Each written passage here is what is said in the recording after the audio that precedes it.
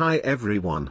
Today, we dive into the remarkable story of Oosterschelde, a three-masted topsail schooner from the Netherlands.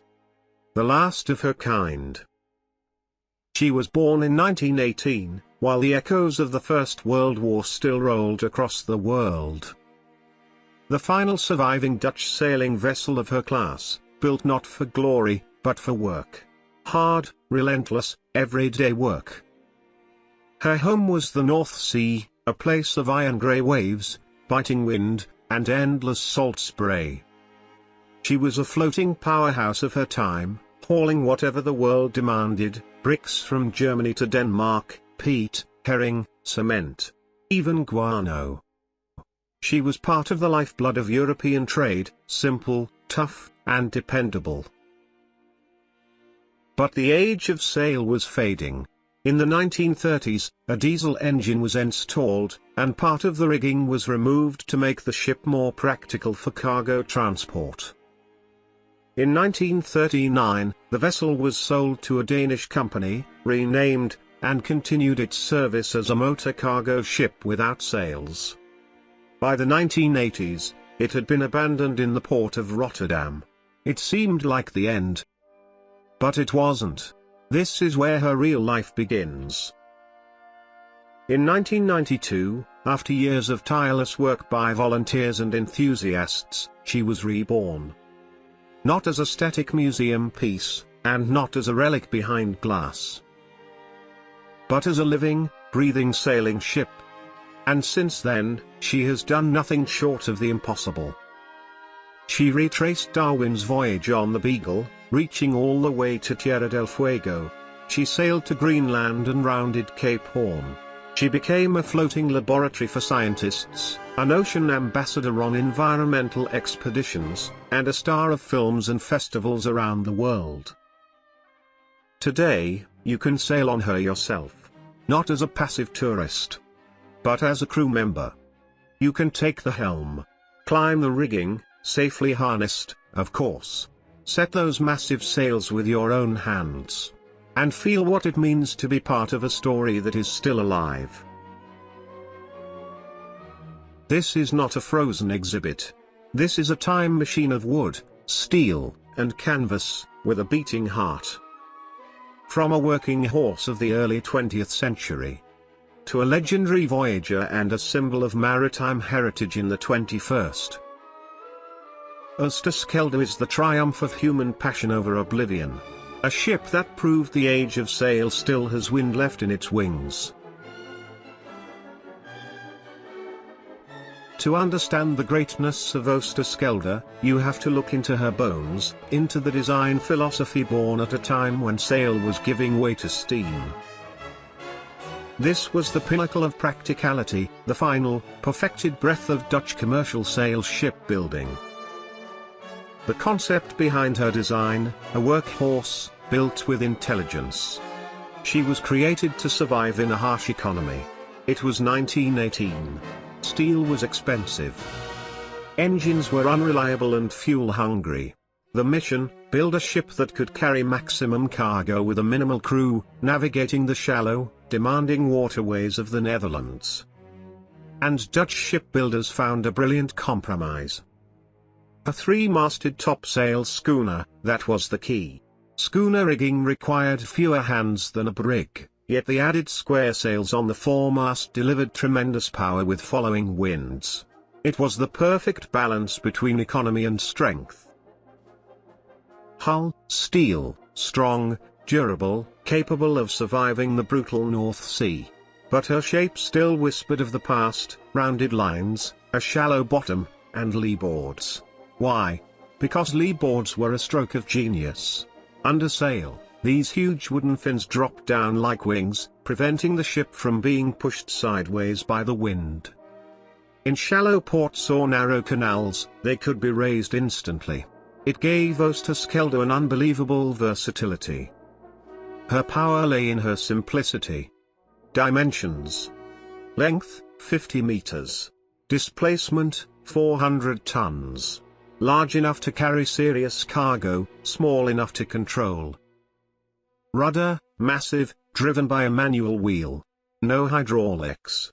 To turn her at full speed required the strength of 3 or 4 determined men. Steering her was a physical conversation with the sea. Rigging, natural fibers, with steel wire appearing only later. Blocks and tackles arranged so a small crew could manage nearly 900 square meters of canvas. Hold, wide, plain, and practical, built for bulk cargo. This wasn't a yacht. It was the freight truck of the Atlantic. By the 1980s, her fate seemed sealed. Diesel engines ruled the maritime world. Oosterschelde had become a ghost trusting in the backwaters of Rotterdam. Then came 1988 to 1992, her resurrection. An archaeological investigation and a surgical reconstruction combined. The goal, restore the ship to her 1920s appearance, while meeting modern safety standards. Not a replica. A real, fully capable ocean-going vessel. All the corroded steel below the waterline was replaced. New steel plates were riveted by hand, just like a century earlier, preserving authenticity. A monumental effort. Her original 6-cylinder Krupp diesel engine from the 1920s wasn't simply restored. It was dismantled to the last bolt, cleaned, rebuilt, and returned to service. It still runs today, the ship's mechanical heart, as old as her soul. Her historic sail plan was recreated, but now with modern synthetic canvas, and steel lines where safety demanded it. This was a project powered not just by professionals, but by thousands of volunteer hours, students, historians, sailors, enthusiasts sanding, painting, splicing, preserving. It became a nationwide movement to save maritime heritage. The result is a hybrid of centuries. Beneath the decks lie laser-cut steel plates shaped from digital blueprints. On deck, hand-finished wood, and the same old wheel. On her masts, radar and satellite communication standing beside blocks whose design hasn't changed in hundreds of years. After her restoration, Oosterschelde became a true time traveler. A ship that carries the voice of engineers from 1918. And the triumph of craftsmen and dreamers from the late 20th century. She is history, rebuilt with human hands, and still alive. And now, I would like to tell you about an extraordinary journey. A journey that carries us across oceans, through time, and straight into the heart of one of the most important scientific expeditions in human history. A journey first taken more than 190 years ago. And then repeated, against all odds, by a Dutch schooner born in the age of industrial cargo. To understand its meaning, we must begin with the voyage of HMS Beagle. In 1831, a young naturalist named Charles Darwin, only 22 years old, stepped aboard a modest brig-rigged vessel in Plymouth. He was not yet a legend. Not yet a revolutionary thinker.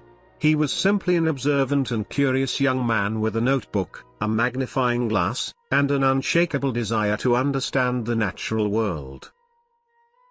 But the route he followed aboard the Beagle would forever change humanity's perception of life on Earth.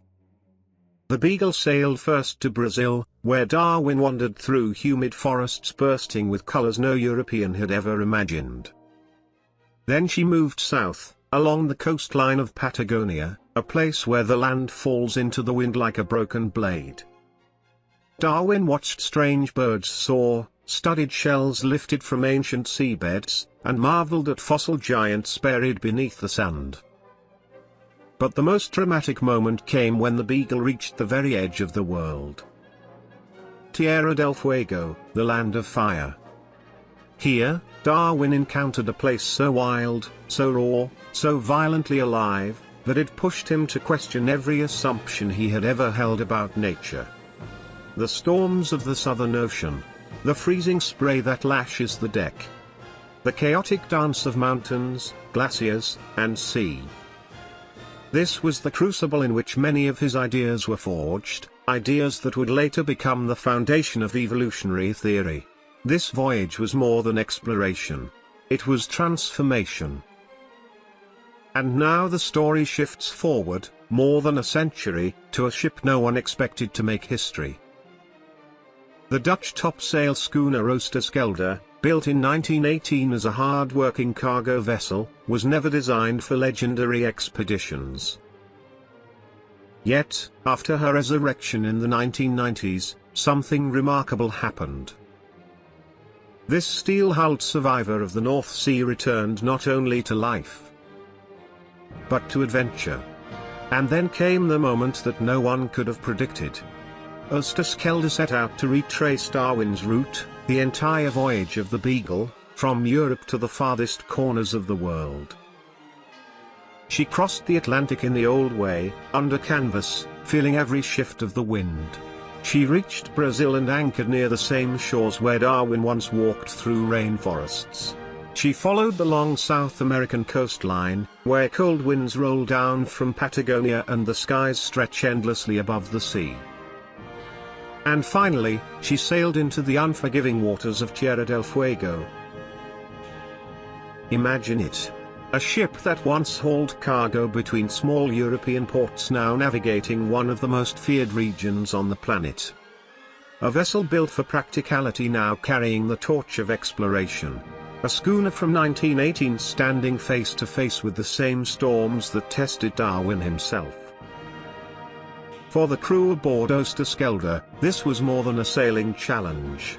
It was a pilgrimage, a journey into the very birthplace of scientific discovery. They saw the same black cliffs rising from the sea. They felt the same icy winds that drove Darwin to reshape his understanding of life's struggle for survival. They experienced a world that remains untamed, still whispering the same secrets that the young naturalist tried to decipher nearly 2 centuries earlier. By completing this voyage, Oosterschelde did something extraordinary. She built a bridge between eras. Between the age of wooden brigs and the age of steel schooners. Between the curiosity of Darwin and the dreams of modern explorers. Between scientific history and living maritime heritage. She proved that a ship does not need to be born for greatness to achieve it. Sometimes, greatness comes simply from the courage to follow the wind. And to dare to revisit the paths that shaped our understanding of the world. Thanks for watching.